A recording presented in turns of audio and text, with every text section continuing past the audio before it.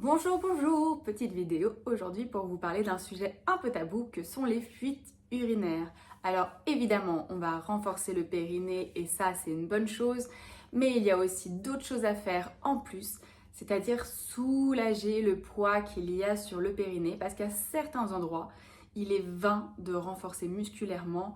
Nous sommes dans le vide, il n'y a pas de muscles. À certains endroits, il y a le vagin et le vagin, c'est le néant. Donc pour ça, pour pouvoir soulager, remonter les organes et faire en sorte qu'il y ait beaucoup plus d'espace, on va faire et la fausse inspiration thoracique et le chien tête en bas, c'est une posture inversée, et le demi-pont qui est aussi une posture inversée. Le but, c'est vraiment de créer de l'espace et d'avoir le diaphragme qui va vers le haut. On a notre tapis, on passe sur le côté allongé. Si j'ai quelqu'un avec moi, je peux me faire mettre un plaid ou une écharpe sous le bassin et la personne qui vient entre mes jambes va tirer sur le plaid de manière à ce que mon bassin bascule en contre-nutation. Ça permet d'avoir le dos aussi allongé que le ventre et de travailler toute la sangle abdominale en même temps. Pour les plus aguerris ou celles qui n'ont personne avec elles, on va venir soulever le bassin et le renverser comme si c'était une bassine. Je vais essayer d'aller mettre mon coccyx vers le haut et je vais avoir l'intention d'aller mettre mes fesses collées à mes talons. Normalement, le dos descend vertèbre après vertèbre. J'ai le dos qui s'est vraiment allongé sur le sol et je vais venir délicatement prendre mon petit cuir chevelu, voilà, le repositionner. Mon menton s'est repositionné automatiquement en rentrant. On va prendre quelques respirations. J'expire. Je peux faire comme si j'allais faire de la buée. J'inspire, j'expire. De plus en plus lent.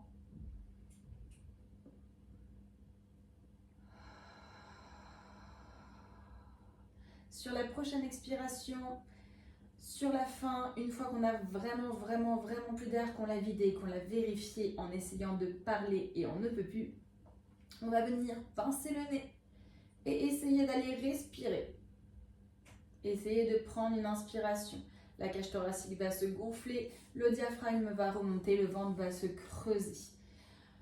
On lâche au moment où on sent qu'on peut encore prendre une respiration normale et pas au moment où on suffoque. On est parti pour l'expiration. J'expire.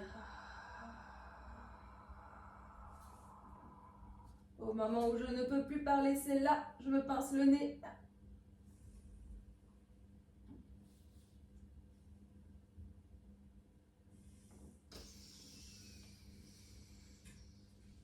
Très bien. Alors, on ne va pas le faire forcément à la chaîne, puisque ça peut faire un peu tourner la tête. Pareil, pour les personnes qui sont cardiaques, on va éviter, surtout toute seule, on va demander un avis médical pour faire ce genre de choses. Pour tout le reste du monde, c'est bon. Il n'y a pas d'autres contre-indications. On va recommencer une fois. Je peux faire plusieurs expirations et inspirations entre-temps. Si vous avez déjà vu d'autres vidéos, n'hésitez pas à faire plein d'exercices entre plusieurs feats, ça peut aussi être bénéfique. J'expire. À la fin de mon expiration, je vais venir pincer mon nez.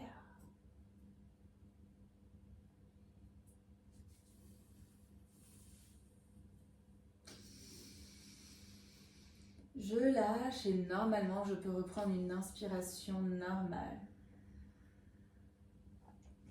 On va rajouter une petite étape, celle de mettre les bras en dessous la tête. Et sur l'inspiration, on va en plus venir pousser la tête dans les mains. Alors, ce ne sont pas les mains qui soulèvent la tête comme on peut le voir souvent. C'est vraiment la tête qui va venir pousser dans les mains qui sont dans le sol. Du coup, il va falloir soit prévoir une pince à linge, soit retenir sa respiration. Je respire. Expiration, je vais aller jusqu'au bout. Je bloquerai ma respiration, je ferai une fausse inspiration thoracique et je pousserai dans mes bras. J'expire jusqu'au bout, jusqu'au bout, jusqu'au bout, jusqu'au bout, jusqu'au bout. Et quand je n'en peux plus, je vais venir pousser dans mes mains et essayer d'expirer en bloquant ma respiration. D'inspirer, pardon.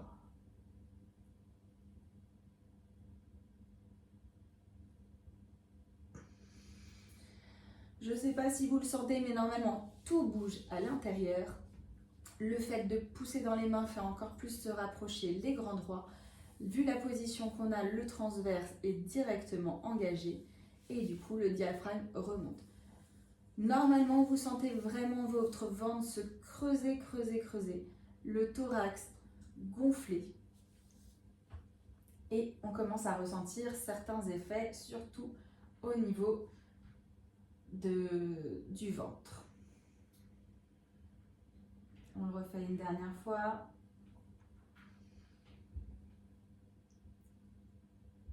J'expire.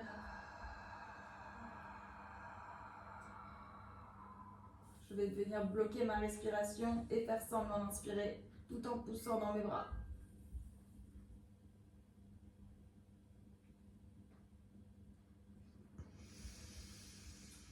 Et je reprends une respiration normale. Pour la deuxième posture, ça s'appelle le chien tête en bas. Pour bien s'installer, on va venir s'asseoir à genoux.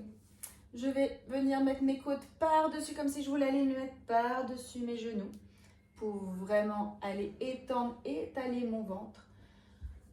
Et je vais relâcher vers l'avant, j'étire mes bras le plus possible.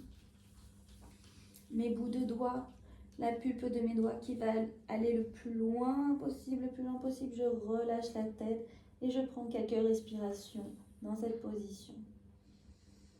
Si je me sens serrée au niveau du ventre, je peux écarter les jambes. Plus elles sont serrées, plus ça me masse au niveau du ventre et donc du dos aussi. Lors des respirations. Je ne sais pas si vous ressentez lors de l'inspiration le massage au niveau du dos, mais le fait que le ventre pousse dans les cuisses,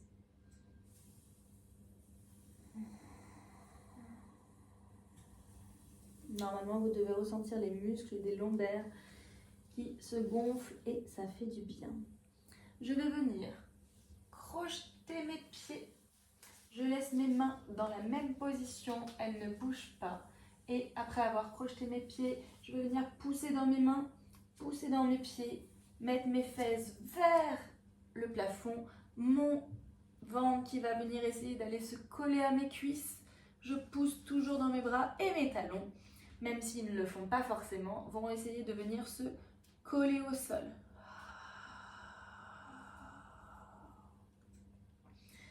Et pareil, sur plusieurs inspirations, sur plusieurs expirations, sans du tout faire la fausse inspiration thoracique, je vais juste inspirer, expirer et sentir mon diaphragme qui va remonter et tous mes organes qui, grâce à la posture inversée, ne vont avoir aucun mal à pouvoir aller vers le haut et tout ça va alléger mon périnée. Je pousse bien dans les bras, j'ai mon ventre qui essaye d'aller se coller sur mes cuisses, mes talons qui viennent dans le sol. Et je respire.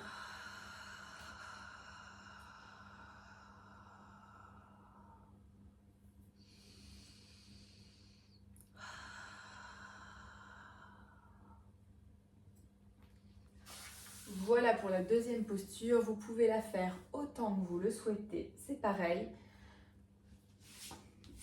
Pour la troisième, on repasse au sol. On s'apprête à passer en demi-pont. Je me repositionne. Pareil que tout à l'heure. Pour la position des pieds, je peux venir m'aider de mon genou. Je allonge mes jambes, je positionne mon pied juste à côté du genou de la première jambe qui est allongée. Je positionne le deuxième pied à côté de celui-ci et je remets mon bassin, puis mon cuir chevelu. Ça, c'est vraiment La posture, alors là, en demi-pont, c'est pas très grave si on la respecte pas. Il y a juste la posture des pieds qui peut être importante. Toujours s'habituer à les avoir à peu près là. Si ça me gêne, je corrige, c'est pas grave, chacun son corps. Et on va partir en demi-pont. Alors pour le demi-pont, il faut avoir en tête que au lieu d'aller serrer les fessiers ou soulever le bassin comme on peut souvent le faire, on va vraiment avoir l'intention d'avoir le coccyx. Donc le coccyx, c'est le bout de la colonne vertébrale qui est juste au-dessus de l'anus. Le coccyx qui va venir à la rencontre du mur et du plafond qui est derrière ma tête. Donc je vais expirer sur l'expiration. Je vais monter, c'est le coccyx qui vient et qui essaye de se diriger vers la rencontre du mur et du plafond. Toujours je soulève le coccyx, c'est ma seule intention. Mes fémurs vont forcément se diriger vers l'extérieur, mes fessiers vont forcément se contracter, je travaille les mollets, je travaille les abdos. C'est un gainage quasi intégral et j'étire en plus ma nuque.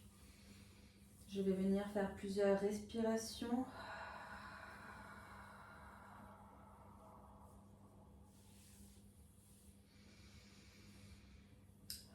Quand je veux, je peux relâcher. Quand vous voulez relâcher, n'hésitez pas à venir poser vos fesses vers vos talons. Si ça crampe, on lève les doigts de pied. Ça va beaucoup aider.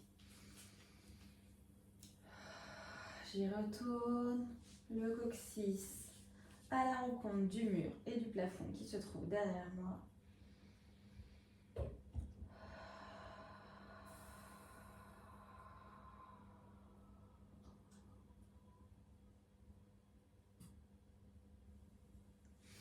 Et là, sur la fin de l'expiration, je vais venir en essayant de remonter le diaphragme.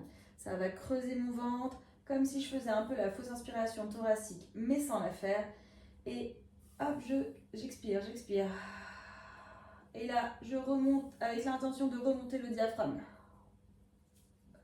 Et normalement, c'est pareil, ça creuse mon ventre. Toujours le coccyx qui vient à la rencontre du plafond. Pareil, j'expire. Et je remonte le diaphragme.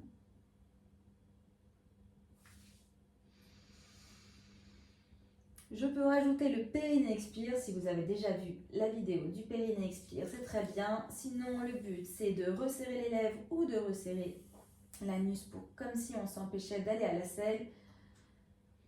Sachez qu'au niveau des lèvres, vous pourrez resserrer le haut, le milieu, le bas. C'est vraiment à vous d'essayer de conscientiser. Périnée. Et à partir du moment où j'ai resserré les lèvres, je vais venir expirer. Je peux relâcher le périnée, ce qui va être intéressant.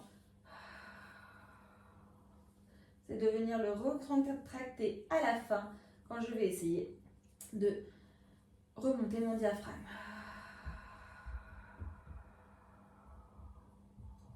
Et là, ça fait vraiment un travail complet et intégral, et au niveau musculaire, et au niveau du fait de remonter et de faire de l'espace pour soulager énormément, réduire, prévenir les fuites urinaires. N'hésitez pas à relâcher le demi-pont, reposer et recommencer à chaque fois que vous le souhaitez. On va recommencer par un périnée expire, je resserre les lèvres, j'expire, je remonte mon diaphragme et je recontracte le périnée à la fin.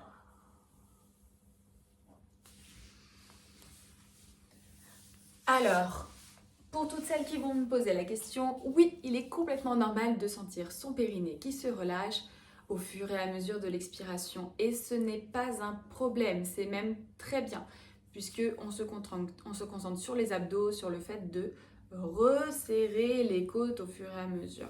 Pour un travail complet, n'hésitez pas, non seulement ça va vous faire vérifier qu'effectivement le périnée se relâche pour toutes celles qui pensent qu'elles le contractent pendant tout le long, et ça fait aussi compléter énormément ce travail qui est beaucoup plus efficace quand on le recontracte à la fin et qu'on remonte en plus le diaphragme.